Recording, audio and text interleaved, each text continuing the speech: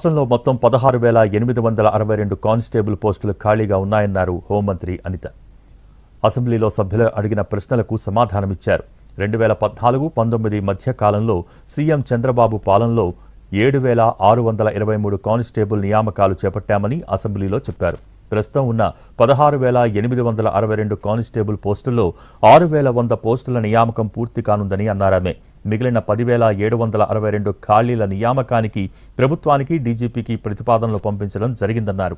అనుమతులు రాగానే మిగిలిన పోలీస్ కానిస్టేబుల్స్ నియామకాలు చేపడతామని తెలిపారు.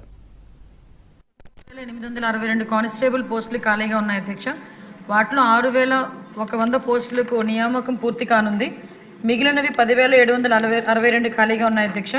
మిగిలిన 10,762 పోలీస్ కానిస్టేబుల్ ఖాళీల నియామకానికి ప్రతిపాదనను ఆంధ్రప్రదేశ్ పోలీస్ డైరెక్టర్ జనరల్ సమర్పించడం అయింది మరియు సదరు ప్రతిపాదన ప్రభుత్వం పరిశీలిస్తుంది అధ్యక్ష. సి ప్రశ్నకు సమాధానం అవునండి.